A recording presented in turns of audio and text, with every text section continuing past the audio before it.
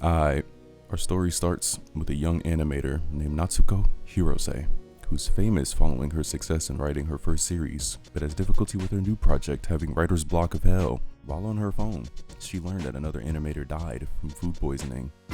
Had her ass shook. Somehow, some way, while she was watching a favorite movie of hers called A Tale of Perishing, she soon suffers the same fate while eating lunch. Damn, R.I.P. She wakes up in a desert and a large insect-like creature attacks her, but she's saved by a group called the Nine Soldiers, consisting of Luke Braveheart, Mameln, Unio, and QJ. They are the main characters of A Tale of Perishing, revealing that Natsuko was transported to a world based on her favorite anime. It's crazy. Due to her hair covering her face, the group thinks she's a gremlin and leave her ass, heading to the last town. Once arriving, she remembers that a void invasion will occur, but Luke does not believe her, nor will he share any of his food with her when she was hungry. That's a bitch move. The Void Army soon arrives, and after recalling that Unio will commit suicide to stop the monsters, Natsuko rushes out to help the Nine Soldiers. She discovers that her animator tool came with her and has a will of its own, urging her to draw. It then transforms into a work desk, with Natsuko drawing fast as fuck, creating a large monster that destroys the Void Army and saving Unio. This leaves Luke in shock, and he questions Natsuko where she came from. She tries to say she's an animator from the real world before falling unconscious, as her hair splits, revealing to Luke and the others that she really is a human. In a flashback from Natsuko's childhood, she recalls the plot of A Tale of Perishing. The world had 9 countries, each with life-granting crystals called soul futures. The Void sought to destroy them to free their leader, the Great Void, so it can destroy the world. In the present, after being in a coma for 3 days, Luke provides Natsuko with a meal and asks her more about her origins. He's surprised that she knows about his personal information. When she attempts to show off her powers, nothing happens, confirming that her powers only work in dangerous situations. Soon after, they are called by the last town's mayor, as well as Baobab, the town's prophet, comes in, and she and the mayor question Natsuko about where she came from. But her explanations make them consider her crazy. This leaves Natsuko believing that she didn't die, but was transported to this world. Baobab reveals that only one soul future remains, and if it's destroyed, the Great Void will be freed. She also suggests having Natsuko join the 9 Soldiers, but Luke and Unio did not like that shit at all. Mostly because she's a woman! I can't co-sign that, big brother, but I ain't mad at you for what you do. Natsuko leaves to return to the place where she previously woke up, and tries to return to the real world, but discovers that she can't leave this reality at all. She decides to see Luke, who continues to question her after recalling that she correctly predicted the Void attack earlier. Knowing the original plot to the story, she warns the 9 Soldiers that the next Void attack will have flying voids at the Harvest Festival. She also decides to join the group. While visiting a bar and talking to the bar matron, Natsuko sees that she shares the same name as her president of the company in the real world, and wonders if other humans have ended up here too. The next day, the Voids attack, and Natsuko's tool activates again. Since she can't create the same thing twice, she instead creates many homing missiles that destroy the Voids and the mothership. Big W. But she passes out, and she passes out again. 3 days later, Luke provides her with a meal, and has part of her hair tied up upwards so he can see her face. Damn, she fine shit. As the Harvest Festival starts, Mameln has Natsuko wear a gown, and she looking good, even though she finds it uncomfortable. Although Natsuko is having fun at the festival, she believes that the next Void attack will happen on a rainy day, but Luke is highly cautious as admirers gather around him. Okay, Mr. Bitches. Unio, on the other hand, tries to get some shawties too, but the 2 elves Meg and Sally meet Mameln to go take part in a choir. No game having that boy, no drip having that boy. Luke comes across a girl in a revealing outfit. She is Destiny Heartwarming. Ooh, she fine shit. I need it! My fault. Yeah, that brother's starving. Yes, sir. She's the mayor's daughter, who is hiding from a rich chairman and his wives. Yes, wives. Plural. This man is so greedy. Seeing her, Natsuko knows that she will die during the upcoming Void attack. Sometime later, we find out that she has an arranged marriage to the chairman, hoping she can start her orphanage with his help. Luke pulls up, and they start eyeing each other crazy. Ooh, okay, Luke, I see you. Get you some chocolate. Soon after, Luke dances with her too. The same night, mysterious robed figures confront a Void. Destiny befriends Natsuko, who has changed out of her gown. When the chairman finds them, Natsuko convinces Destiny to not consider marrying him and instead start an orphanage without his help. Voids begin entering the city, and upon seeing 2 priests instead of 1, Natsuko deduces that one of them is a Void in disguise. She does a weak ass dance move to make it blow its cover. It's the same void from before, having been turned into a priest by the robed figures. When Destiny gets stuck in a door, the void attacks her. A drunk Luke tries to save her, but gets sent as well as Yunio. Natsuko's power activates, and while she draws, QJ protects her from the void's attacks. Natsuko creates Serval Cat Mask, an anime character who's a wrestler with a tiger mask, who fights the void in a manner similar to a wrestling match. Destiny was hype as fuck watching that shit. Serval Cat Mask wins the fight, and after disappearing, Natsuko falls unconscious again. After recovering and eating a meal with Luke, Destiny fine ass pulls up and thinks the Serval Cat Mask inspires her to become a fighter too. And she also turned down the chairman's proposal and has decided to start an orphanage on her own. Mel, having been absent from the attack, is hiding something, but Natsuko takes notice of it.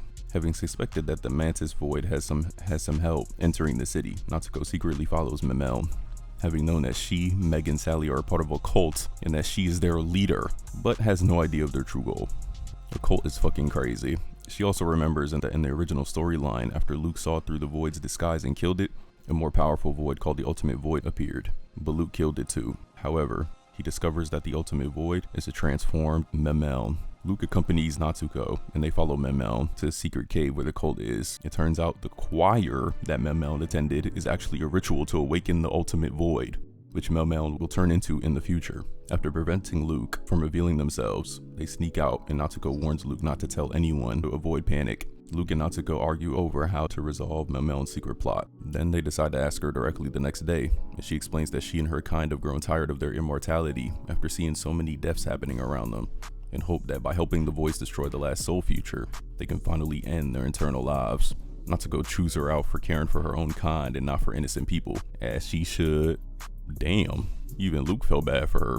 The night, Memel leaves to continue her plan to summon the Ultimate Void, but Luke has already formed a plan to stop this. He disguises himself as a cult member to infiltrate the ceremony. Memel then becomes the Ultimate Void, but she soon changes her mind after remembering what Natsuko said to her earlier and returns to normal. At the same time, Natsuko's tool activates and she begins drawing another creation. Luke directs the cult members to what he claims to be the Ultimate Void, but it's actually Natsuko's creation, a charming character named Ultimate Exister. He gives everyone flowers and transforms the area around them. He then puts Mel in a pretty dress and dances with her. And they had a whole ass music video in this bit. Natsuko also gives Mel a drawing of Exister before passing out again. After recovering, she learns that the cult has been admiring Exister, and Mel decides to end her plans, trying to end her immortality since life is not worth living due to her now idolizing Exister. Meanwhile, while Luke and Yunio are in the garden, a mysterious bird is spying on them. After defeating many voids with the help of Natsuko's creations, the townsfolk cheer for the 9 soldiers. Yunio grows jealous of Luke's relationship with Natsuko. Hating that boy. Destiny then arrives to greet the 9 soldiers, having been recently training and now has a muscular mommy body. My fault. She has successfully opened an orphanage called Serval Cat House. Destiny has Luke, Natsuko, and Yunio go to the slums to find the orphans there and bring them to her orphanage. While there, one orphan steals Natsuko's animator tool, but is caught by Luke before he can get away. Recognizing Luke, the other orphans appear around them. While entertaining the kids, Natsuko tells them about Serval Cat House and they go. They meet Justice, a dragon who was once a member of the 9 soldiers, being attacked by some thugs.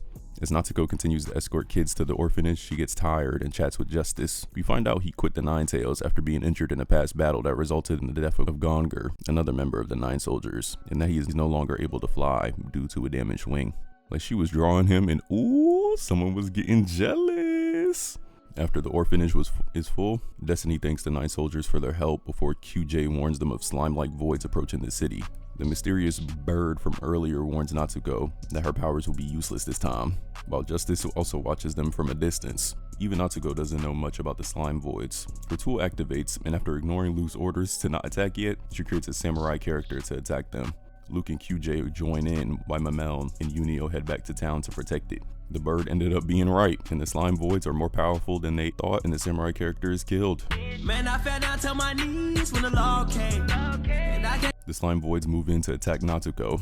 Yeah, not gonna lie, Natsuko, get ready to learn Chinese, buddy.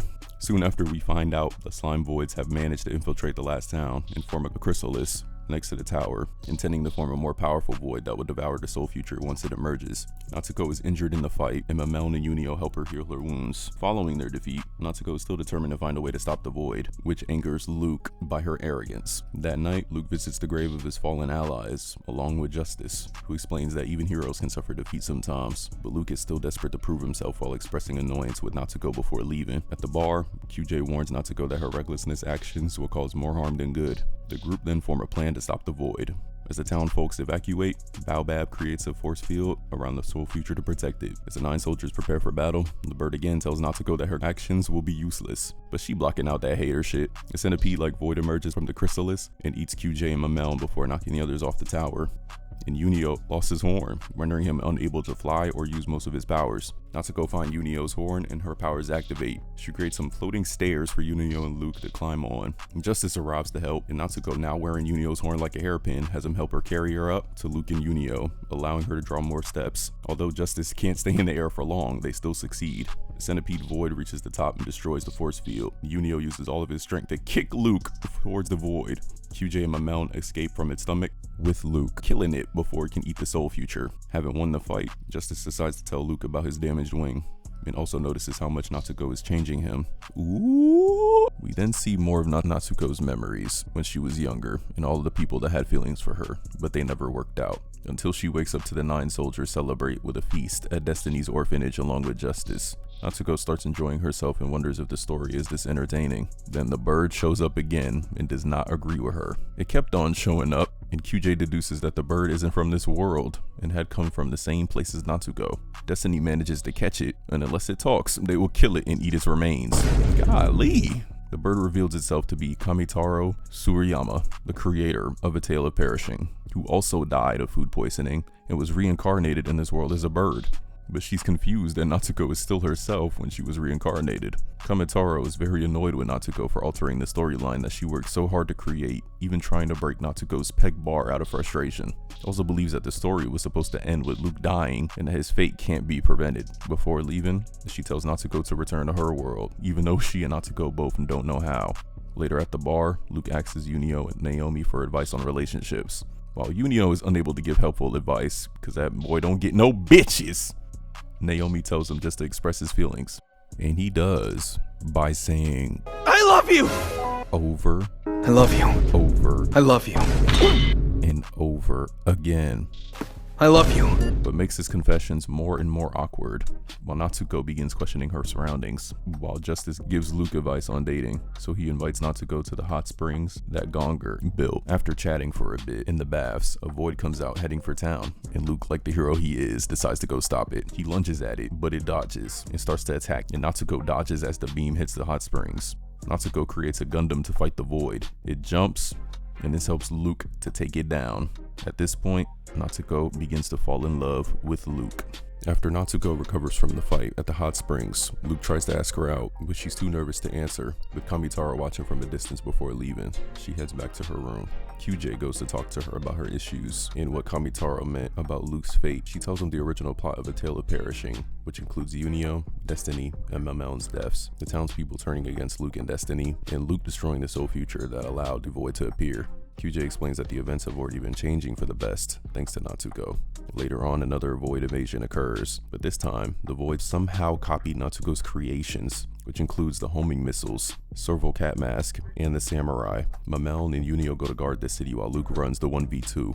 As Natsuko attempts to draw something, she remembers Kamitaro's words and hesitates out of fear that the voids will copy her work again. While Mamel and Yunio took some damage, this distraction causes a missile to destroy her desk. That's when QJ made a choice. Luke manages to slay the void copies, as QJ flies up to the void mothership and blows himself up, sacrificing himself to destroy it and end the attack. As it rains, Natsuko is left devastated, blaming herself for QJ's death. Damn, man. A funeral is held for QJ following his sacrifice. Natsuko doesn't want to draw anymore out of fear that the voids will just copy her work in the next attack, and Luke decides to leave her be and let her mourn. The next day, people begin to blame Natsuko for their situation, suspect that she's secretly helping the voids. Natsuko visits Destiny, asking where Kamitaro is, It turns out Destiny is wearing her outfit again because she's engaged to the chairman so he can help keep her orphanage running due to too many kids losing their homes and making it hard for her to run it by herself. Oh lord, why this short ass nigga? Meanwhile, Mameln is now working with fellow cult members Sally and Meg to perform a forbidden spell. The townsfolk urge Luke to help them hunt down Natsuko, since they believe she's going to summon the ultimate void. While they was crashing out, Luke and Yunio flee to find Natsuko before the townsfolk do. However, Mameln's cult are also after Natsuko, but they intend to protect her as they believe that she can help carry out their original plan of summoning the ultimate void, leading a fight between both groups for her. Natsuko realizes that the original story is not like this, just as scribble voids appear, having copied the scribble she accidentally drew in their last battle. Luke saves Natsuko, who then recalls that this is the part where Luke and Destiny run from the townsfolk and Destiny gets killed, but now she's in her place. This leaves her unsure of what to do now. After being wounded by the townsfolk and saving a child from a scribble void, she finds herself being inhaled by the void. Yunio tries to save her, but it was too powerful, and they are both eaten. The townsfolk then attack the void, which then disappears. Believing that Natsuko is killed, the townsfolk celebrate, thinking that they have ended the void's reign of terror. But Luke is left shook. Too bad the celebration was short-lived, as more voids were coming to pack them up, including the cultists. And Luke did not give a fuck. Mameln catches up to Luke, who's going through it, and fights on her own. Baobab watches, being aware of what will happen in the future, realizing that it cannot be avoided. Justice tries to protect the orphanage while noticing that the voids are different this time. Then we see Luke loses it, seeing Natsuko's peg bar disappear. Bro is crashing out. Unknowingly to everyone though, Natsuko and Yunio are alive and are trapped within the scribble void's stomach. Natsuko is tormented by nightmares of people from her past life, who all have their faces covered by their hair, just like her. They insult her talents as the scene changes from the animation studio to outside of it, which is then seen facing foreclosure before collapsing. The nightmare changes to the school started from the racetrack, and then the classroom from her past. Damn. Meanwhile, Yunio experiences a dream of his past with Luke before waking up and noticing Natsuko in her classroom scene. He fights the scribbles in the area to reach her. Natsuko is too upset to help, but Yunio eventually manages to get through to her, causing her to remember how Luke inspired her to be an animator. In the vision of the movie theater where Natsuko first watched A Tale of Perishing, she meets a younger vision of herself, who gives her a new peg bar and urges her to keep drawing as Yunio finds her. They then prepare to return back. While fighting, Mameln notices that the voids are connected. At the same time, the now insane Luke, driven by grief, crashes out saying, "What was all this death for? To protect this worthless thing?"